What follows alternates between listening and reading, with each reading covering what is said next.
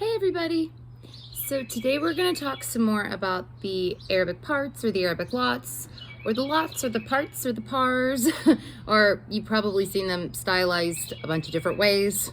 I'll throw them all out there. There are probably other ways that I'm not mentioning. Today we're going to talk about the lot of identity and the lot of kings. There are a couple lots of kings, so I picked a specific one to look at because I feel like personally feel like it's the most important to look at, just in my understanding of the metaphysical properties of the parts in general. It does feel like it's the most important. But before I get to that, I want to bring up a comment that somebody left. It was a good question. It was a comment. It was a question. It was a good one. They asked, is there any significance to using two entirely different formulas for the same lots and having both points wind up in the same place? This is a good question. It's something that I hadn't addressed yet. I would say that there is. And I bring that up because, okay, I'm going to read something from a book real quick. It's this book. It's a good one if you're interested in the parts. It's a good book to have. Okay, so this section is talking about the metaphysical basis of the parts.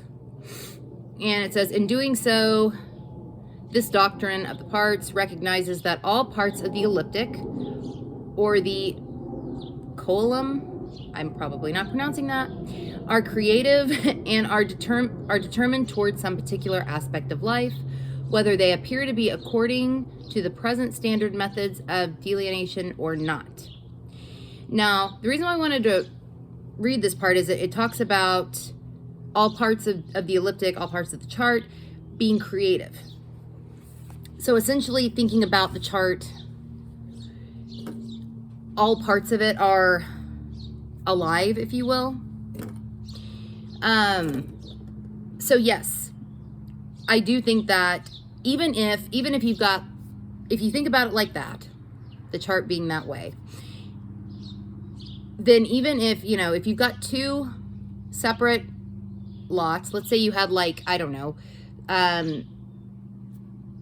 lot of identity and the lot of nemesis, and they both happen to be in the exact same place, it does make me think that those particular parts are important. Those particular lots would be important.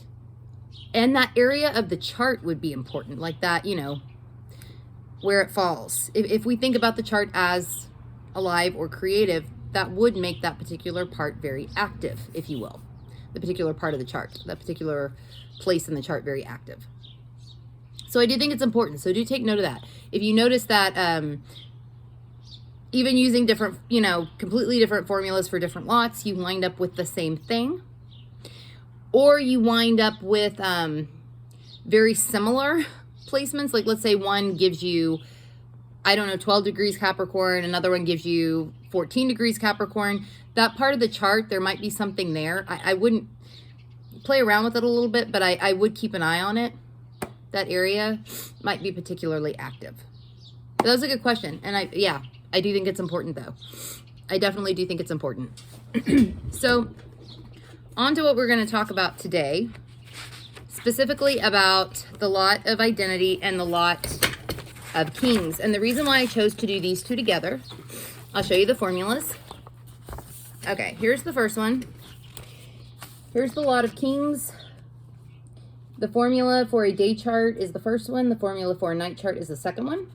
And there's an example here.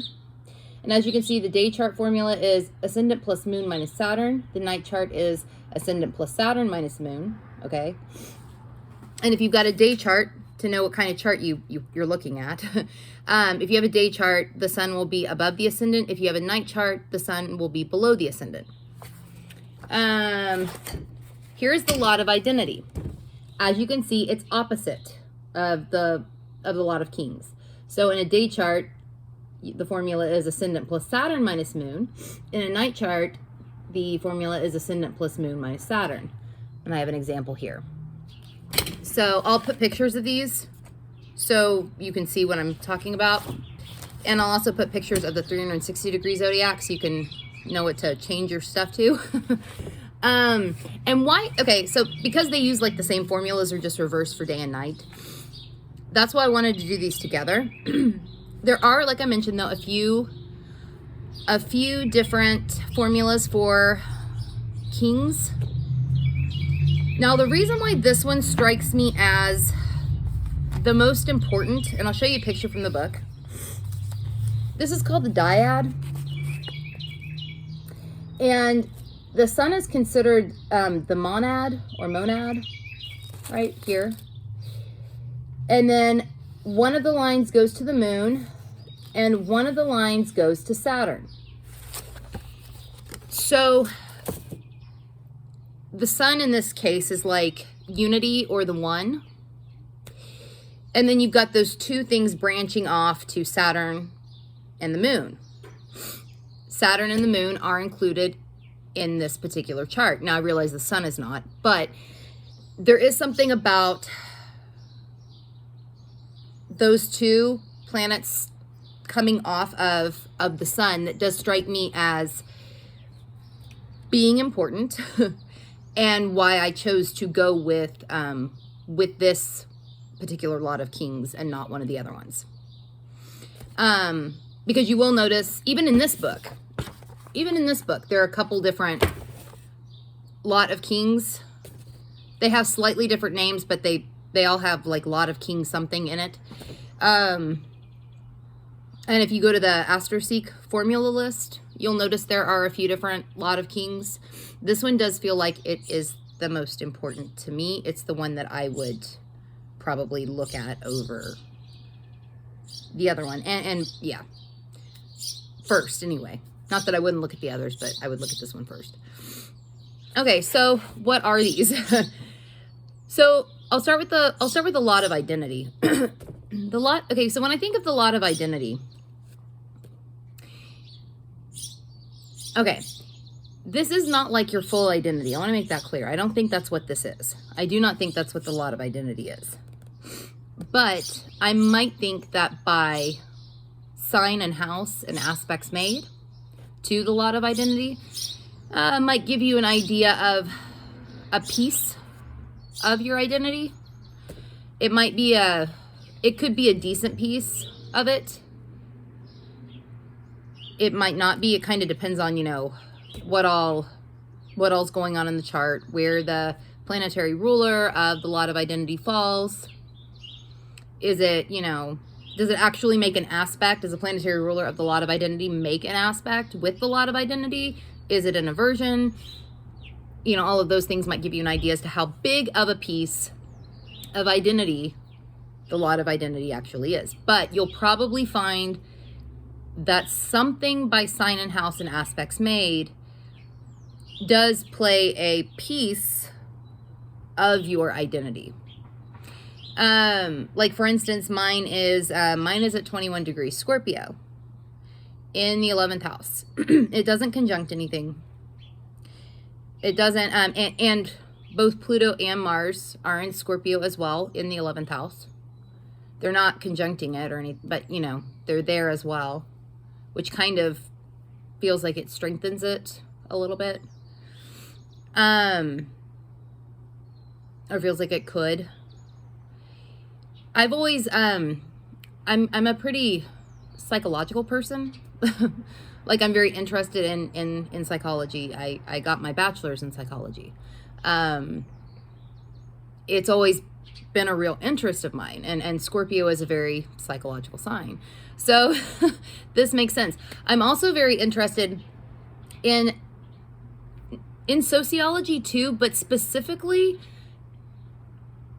not necessarily in the psychology of groups. I am interested in that, but I'm more interested in the way individuals act, like how they act within groups as individuals, which is a little different than sociology. Though I think some of that does fall into sociology as well, but so it does fit. This is kind of how I function, how I would say this is a part of my identity for sure. I would definitely agree with that. That's just an example, but you'll have to take a look in your chart to see, you know, what it's doing for you. If you want to share that, I'd love to hear. Also we have, then I'll go on to the Lot of Kings. So the Lot of Kings can show like, it can deal with work, but it's not necessarily work that you get paid for. It's not necessarily something that makes you money. It could, but not necessarily. It's just kind of like what you're good at. What you're good at doing.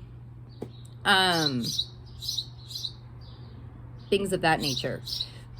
So again, this might not, you may or may not realize this or feel this as much. Say if like the planetary ruler of the Lot of Kings is an aversion.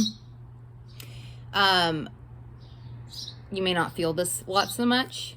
If it happens to be in the same sign, you might feel it more. If it happens to conjunct a natal planet, that natal planet could function as a vehicle to kind of work this lot through, or kind of be amplified by this lot, if you will.